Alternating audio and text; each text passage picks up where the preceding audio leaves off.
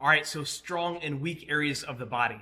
Understanding this will allow you to play more efficiently in all scenarios, right? So we want to be able to map out the way each body part moves in relation to our center. And as you map that out, you'll start to get an understanding of where the arms are weakest and strongest.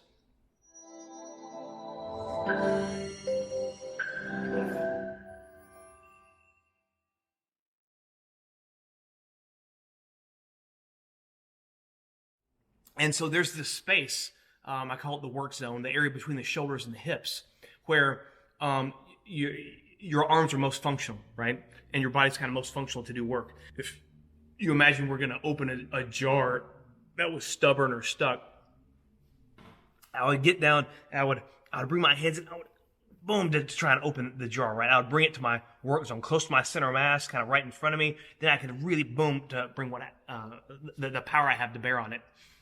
If I was working on a model airplane, I wouldn't reach up over my head and try to put the airplane together or try to open the jar, right? That doesn't make sense. My arms are weaker up there. And so based off where your body's positioned, right, you have strong and weak areas. You could also think cycles or the phases that the body could be in, right? My arm could be right next to my center, or it could be partially way out, or I could be extended all the way out. And same with the legs. And so there's a range of motion right there, and if it's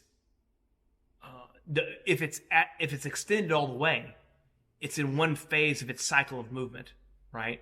And I know that if it's completely, it can't extend anymore. So it's only a matter of time before that arm's going to come back in close, right?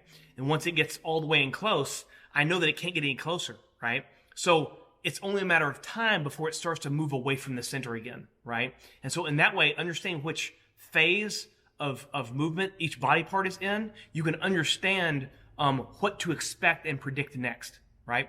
Okay, and then also if it's kind of in the mid phase, you know that it could go either direction at a moment's notice, right? And so you know to start to be ready for those things. But wherever it is, it only has so many ways that it can go.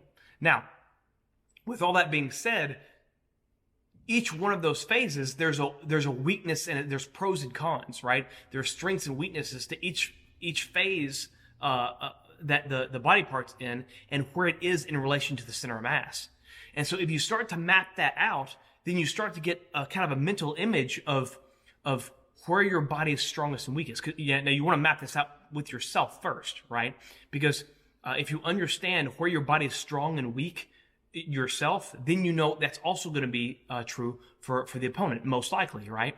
And so now you can start to, I think about almost like fields, like the in one field, my arm's weak, and then as it moves to another field, it starts getting stronger and stronger until it's kind of maximum strength, and then it gets weaker and weaker in a given direction based on whatever field it's in. So you can start to learn to play those fields, right?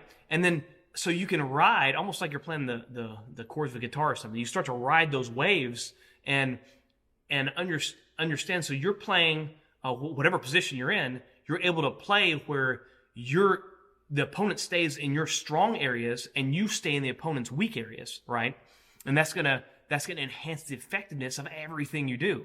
So that has to do with the work zone, understanding the strong and weak fields of the body, mapping it out, and kind of playing with that. Another thing that you can do that's useful is when you're rolling, you can just clamp down on someone's arm, right? So just monitor and watch, get 2-on-1 or a single, but for your whole roll, just focus on one of their limbs and staying with that limb. And that will start to give you a sense of where they're strong and weak with that limb, right? And you do that for the other side. And so this will lead to an enhanced understanding, because whenever you start laying these foundational maps out and you have that to back all the techniques you learn, well, then your techniques are so much more precise. They're so much more accurate. They come with this greater depth of understanding. But if you don't do that type of work and you're just training the steps of a technique, then you're trying to make that technique fit where it doesn't fit, right? Because you don't understand these underlying structures and realities. So look for the work zones, look for where the body's strong and weak, and utilize that to enhance your game. And if you like this content and you want to see more, please like, share, subscribe, comment, all that good stuff, and we'll see you on the mat.